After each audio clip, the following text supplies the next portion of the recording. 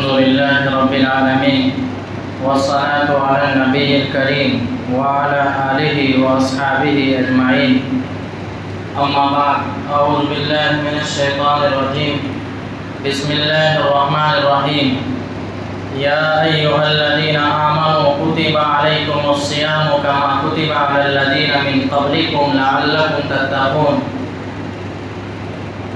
صدق الله العظيم وقال النبي صلى الله عليه وسلم الصيام جنة او كما قال علیہ الصلوۃ والسلام۔ حضرات سامعین گرامی، میرے عزیز بزرگوں اور دوستوں، اللہ رب العزت کا ہم پر فضل اور احسان ہوا ہے کہ اللہ تعالیٰ نے ہم سبھی کو رمضان المبارک کا مہینہ عطا کیا ہے۔ اگر ہم اس رمضان المبارک کی صحیح قدردانی کر لیتے ہیں اور اس کے اندر کی جانے والی نیکیوں کا اور اس میں کی جانے والی عبادتوں کا اور بے شمار طرح کے اچھے کام اور نیک کام جو ہم اس مہینے کے اندر کرتے ہیں، اگر اس کی حفاظت کر لیتے ہیں اور اس کو بچا لیتے ہیں تو یہ کمال ہے، کیونکہ صفائی کر دینا یہ اصل کمال نہیں ہے، بلکہ صفائی کو باقی رکھنا یہ اصل کمال ہے۔ مثلا آپ نے مسجد کی صفائی کر دی، جھاڑو لگا دیا، دو چار لوگ آئے اور یہاں پر کھا پی کر پورا گندا کر دیا۔ جھاڑو لگانے والے اگر اس کو نہ روکیں تو یہ اس کی بیوقوفی ہے کہ ابھی فوراً ہی جھاڑو لگایا لیکن گندے کرنے والوں کو روکا نہیں۔ بہرحال قرآن کریم نے کہا ہے صاف طور پر یا ایھا الذین آمنوا کتب علیکم الصیام، اے ایمان والو تم پر روزے فرض کیے گئے ہیں جیسا کہ تم سے پہلے لوگوں پر فرض کیے گئے تھے۔ لعلکم تتقون، اور فرض کیوں کیا گیا ہے، یہ عبادت انسانوں کو کیوں دی گئی ہے اور یہ فریضہ کیوں ملا ہے، وہ اس لیے لعلکم تتقون، تاکہ انسان پرہیزگار بن جائے، تاکہ انسان متقی بن جائے، تاکہ انسان نیک بن جائے، اچھا انسان بن جائے۔ اور اللہ کے نبی صلی اللہ علیہ وسلم نے فرمایا ہے الصیام جنہ، کہ روزہ ڈھال ہے۔ اب میرا خیال ہے کہ یہاں بیٹھے تقریباً سارے افراد ہی روزے سے ہوں گے، ہے کہ نہیں؟ ذرا آپ اٹھائیے، اتنے ہی لوگ روزے سے۔ کوئی لمبی چوڑی تقریر کرنے کا ارادہ نہیں ہے، کیونکہ آپ کو جس طرح روزہ لگتا ہے اس سے زیادہ مجھے روزہ لگ جاتا ہے جمعہ کے دن۔ اللہ تعالیٰ نے جو روزہ ہم پر فرض کیا ہے، روزہ کہتے کس کو ہے، روزے کا مقصد کیا ہے، اور روزہ رکھا کیسے جاتا ہے، اور روزے کی حفاظت کیسے کی جاتی ہے، یہ سب سے زیادہ اہم ضروری بات ہے۔ روزہ کیا اگر لغوی معنی دیکھیں گے تو صرف رکنے کے آتے ہیں، انسان رک جائے، روزہ کا مطلب، لیکن شریعت میں روزہ کہتے ہیں صبح صادق سے لے کر غروب آفتاب تک، یعنی مغرب تک روزے کی نیت سے کھانے پینے اور نفسانی خواہشات کو پورا کرنے سے رکنے کا نام روزہ ہے۔ صرف بھوکا پیاسا رہ لیا یہ روزہ نہیں ہے اگر روزے کی نیت نہیں کی۔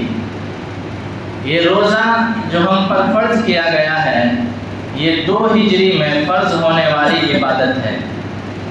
شعبان المعظم کے مہینے میں اللہ تعالیٰ نے مسلمانوں کو اس امت محمدیہ کو یہ فریضہ عطا کیا، اور جو لوگ روزہ رکھتے ہیں اور جو نہیں رکھتے ہیں دونوں کے اندر ایک بہت بڑا فرق ہے۔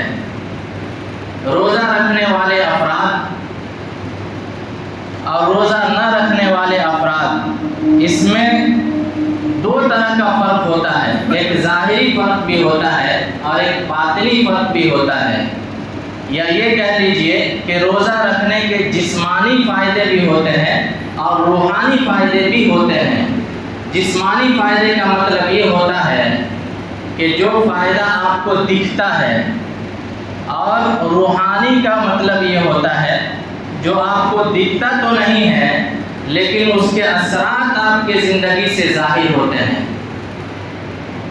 جو لوگ روزہ رکھتے ہیں تو سب سے پہلا اور سب سے بڑا کام وہ یہ کرتے ہیں کہ وہ اللہ تعالیٰ کی فرما برداری اور اطاعت کرتے ہیں، اور جو بندہ اللہ تعالیٰ کی اطاعت کرتا ہے، فرما برداری کرتا ہے، اللہ تعالیٰ کی بندگی کرتا ہے، اللہ تعالیٰ کے حکم کو مان لیتا ہے، تو اللہ تعالیٰ کی طرف سے اس کو بے حد ثواب عطا کیا جاتا ہے۔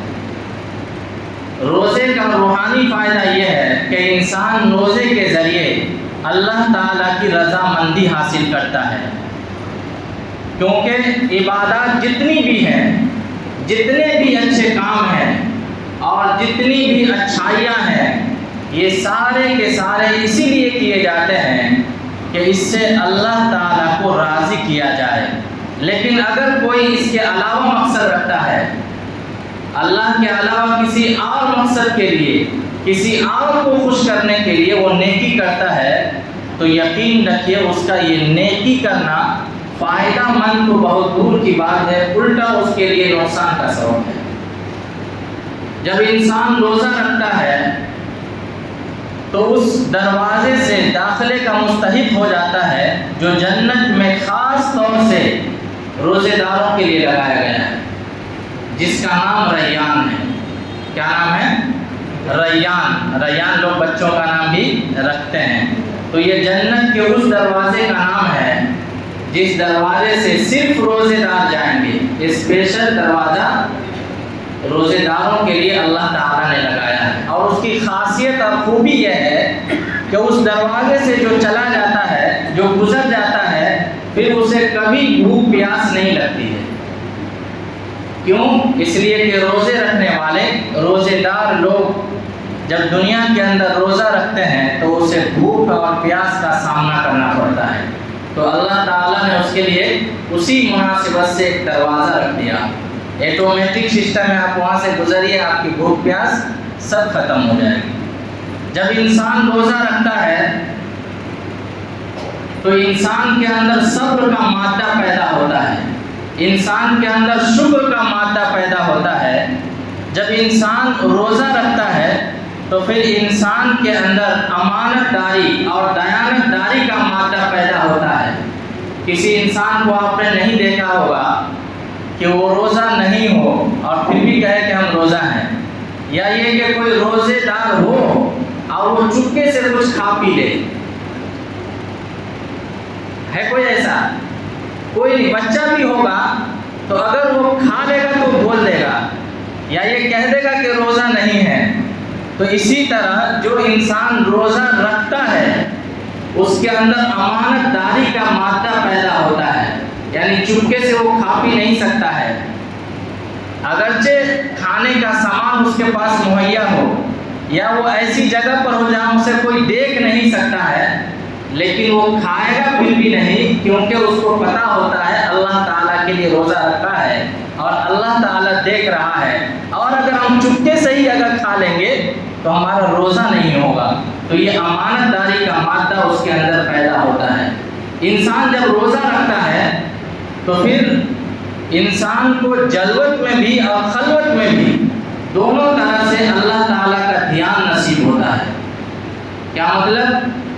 کہ آپ لوگوں کے درمیان میں بیٹھے ہوئے ہیں تب بھی اللہ کا دھیان رہے گا، اور اگر آپ تنہائی میں بیٹھے ہوئے ہیں تب بھی اللہ تعالیٰ کا دھیان نصیب ہوگا۔ جب انسان روزہ رکھتا ہے تو اس کے اندر رحمت کا مادہ پیدا ہوتا ہے، اخوت اور ہمدردی اور بھائی چارگی کا مادہ پیدا ہوتا ہے۔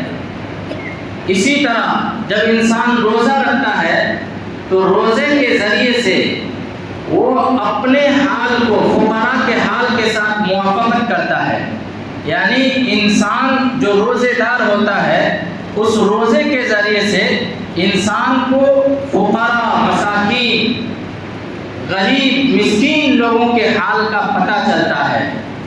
چونکہ عام طور سے جو مالدار لوگ ہوتے ہیں، جو صاحب ثروت لوگ ہوتے ہیں، ان کے یہاں الگ الگ وقتوں میں الگ الگ قسم کے کھانے کا انتظام ہوتا ہے کہ اس وقت یہی کھانا ہے، دوسری کوئی چیز نہیں کھانا۔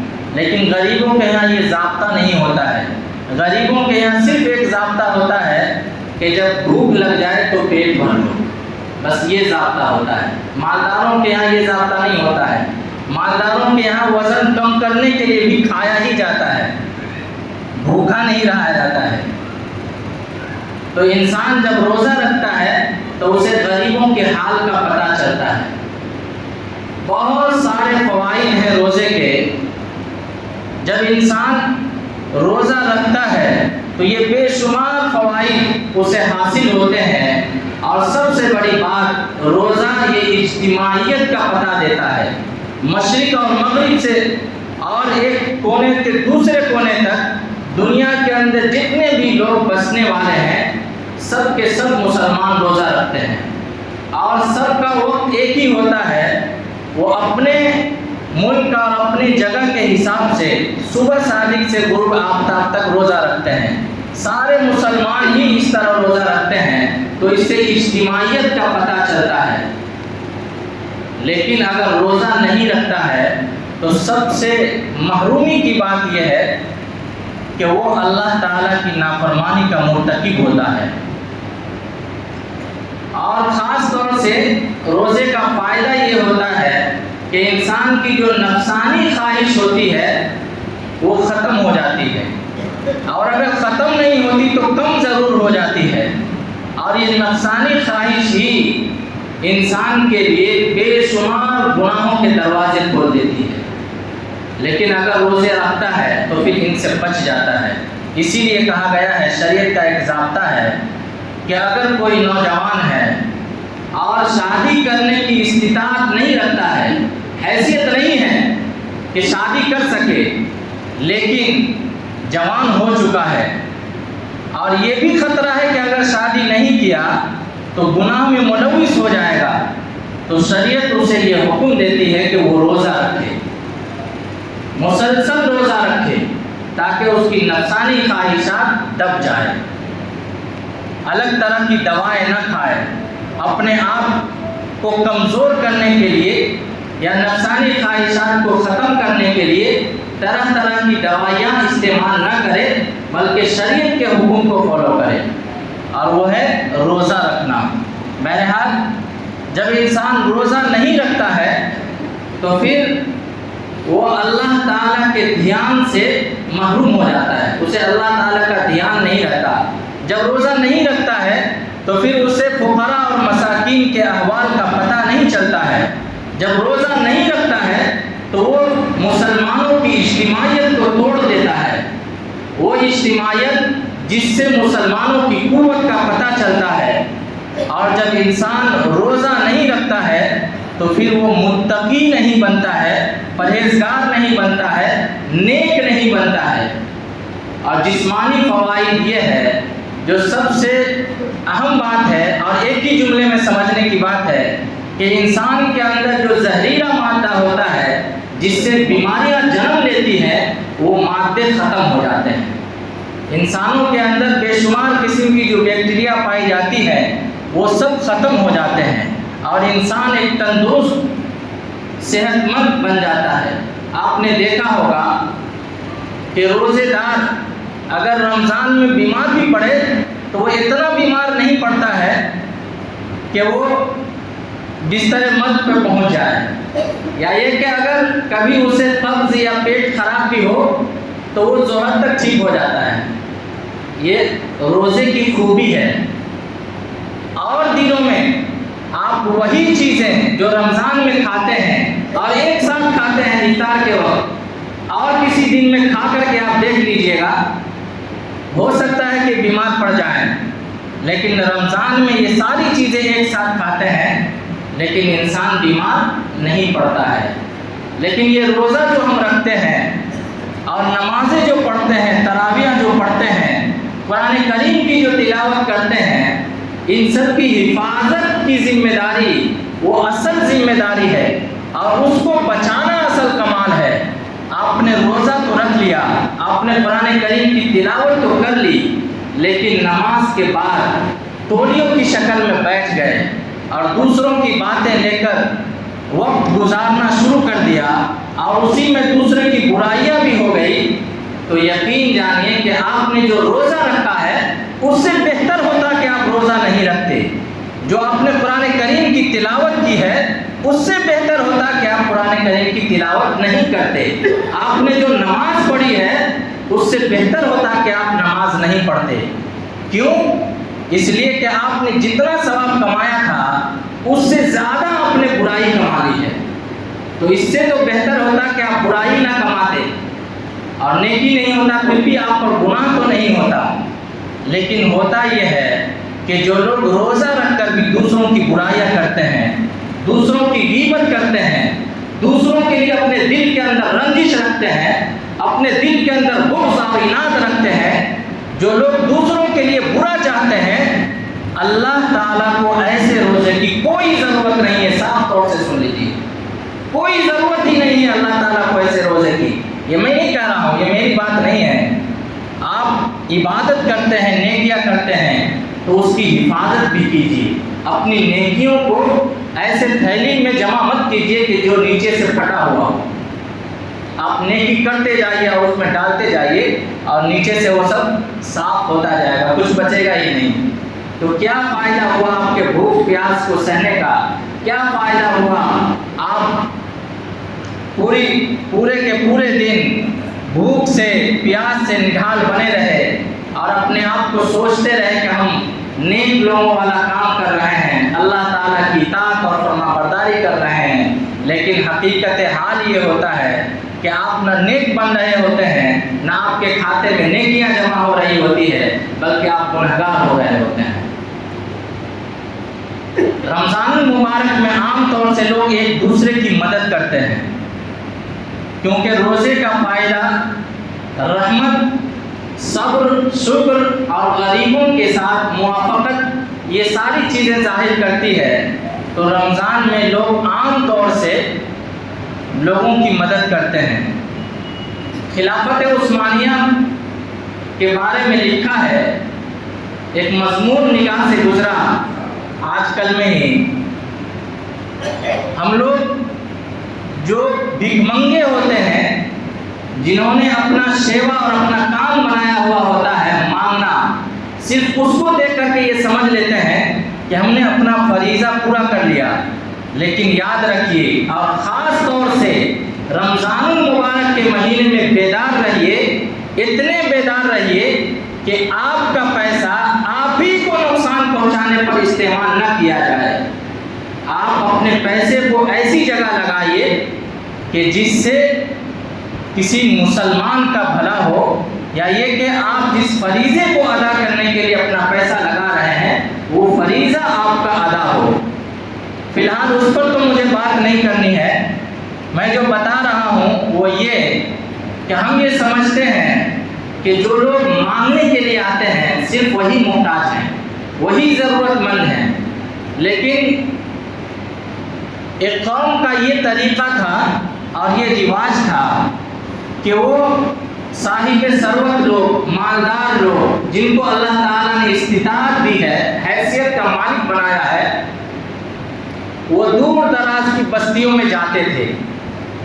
آپ مت جائیے گا، آپ اپنی بستی کو دیکھ لیجئے گا۔ وہ جاتے تھے دوسری بستیوں کے اندر اور وہاں پر وہ دکانداروں سے ملتے تھے، وہ دکاندار جو راشن دیتے ہیں، وہ دکاندار جو سبزیاں بیچتے ہیں، وہ دکاندار جو گوشت بیچتے ہیں، وہ دکاندار جو کھانے اور پینے کی چیزیں، انسانی ضروریات کی چیزیں بیچتے ہیں، ان کے پاس جاتے تھے اور جا کر ان کا رجسٹر چیک کرتے تھے کہ کتنے لوگ ہیں جو ادھار کھاتے پر اپنا کام چلا رہے ہیں، اور اس میں سے بھی یہ دیکھتے تھے کہ کتنے لوگ ہیں جو بر وقت پیسے کی ادائیگی نہ کرنے کی وجہ سے مزید سامان نہیں خرید سکتے، مزید راشن وہ نہیں لے سکتے ہیں، ان کے پاس اتنا پیسہ نہیں ہے کہ پچھلے بقایا کو ادا کر کے آئندہ کے لیے اپنی ضرورت کا سامان خرید لے۔ تو وہ ایسے لوگوں کا انتخاب کر کے انہوں نے جو ادھار لیا ہوتا ہے اس کی ادائیگی کر دیتے تھے، اور رجسٹر سے وہ صفحہ ان کے نام کا وہ پرچہ پھاڑ کر نکال لیتے تھے۔